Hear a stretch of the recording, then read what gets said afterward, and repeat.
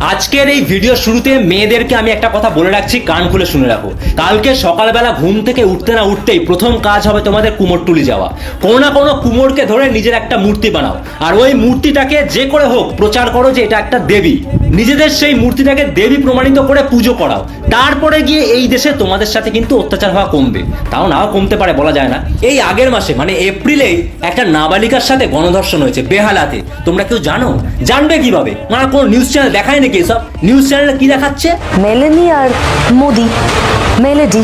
এই মেলোডি চকলেটের নাম শুনেই মনে পড়লো, ওই নাবালিকাকে একটা চকলেটের মধ্যে কিছু একটা ড্রাগ মিশিয়ে তাকে আনকনসিয়াস করা হয়। সেই অবচেতন অবস্থায় তার সাথে কিন্তু গণধর্ষণ করা হয়, আর সেটারও একটা ভিডিও করে রাখে। আর সেই ভিডিও দেখিয়েই ওই স্কুল ছাত্রীকে ব্ল্যাকমেল করা হয় যে বাইরে যদি কাউকে কিছু বলে তাহলে এটা কিন্তু ভাইরাল করে দেওয়া হবে। এই নৃশংস ঘটনার পর ওই স্কুল ছাত্রী সম্পূর্ণ ট্রমায় চলে যায়। রিসেন্টলি ওর মা এই ঘটনা জানতে পারে, তারপরে বেহালা থানায় গিয়ে রিপোর্ট করে। কিন্তু এই নৃশংস ঘটনাটা কে বলছে? আমাদের মতো কিছু ইনফ্লুয়েন্সার। নিউজ চ্যানেলগুলোতে দেখানোর কথা এই জিনিসটা তারা কি দেখাচ্ছে? মেলেনি আর মোদি, মেলোডি।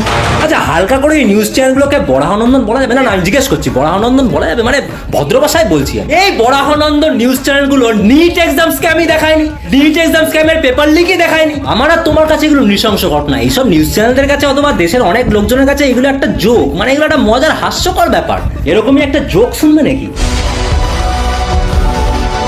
আরে আগেই হেসে ফেলছে পুলিশগুলো। রিসেন্টলি থালাবাটি বিজয়তে তামিলনাড়ু সিএম হয়েছে, এই যে পুলিশগুলো হাসছে, এই ঘটনাটা ওখানকার।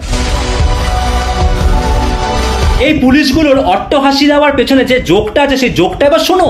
एक तरफ 10 साल की मासूम बच्ची का परिवार इंसाफ के लिए रो रहा था। माँ बाप अपनी बेटी की मौत से टूट चुके थे। पूरा तमिलनाडु गुस्से में था।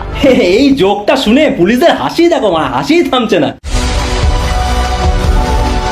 এই তো আমাদের দেশের অবস্থা, মানে এখানে মানুষের মধ্যে এমপ্যাথি নেই। এমপ্যাথি মানে হচ্ছে অন্যের কষ্টে কেঁদে ওঠা। অবশ্য আজকের দিনে দাঁড়িয়ে আমি মানুষের থেকে এমপ্যাথি এক্সপেক্ট করছি। ভাই, পুরো পৃথিবীর যে বড় বড় শাসক তারা ভাই এপস্টিন ফাইলসের সাথে জড়িত। এরা বাচ্চাদের ধর্ষণ, নরখাদক, মানে কি না লেভেলে কোন নিকৃষ্ট কাজ করেনি এরা। আমাদের দেশেই দেখো না, খুনি, ক্রিমিনাল, ধর্ষণকারী এরা সব প্রকাশ্যে ঘুরে বেড়াচ্ছে। 90% তো পার্লামেন্টেই আছে ভাই, মন্ত্রী বানিয়ে রেখেছি। When rape is punishable, lie down and enjoy it.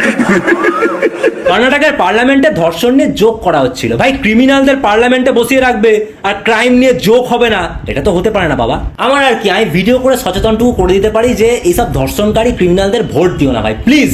যেদিন তোমার বাড়িতে এরকম একটা কিছু হবে না, সেদিন আর সিস্টেমকে দোষ দিতে পারবে না, কারণ এই নোংরা সিস্টেমটাকে বানানোর পেছনেও তোমার একটা আঙুল আছে।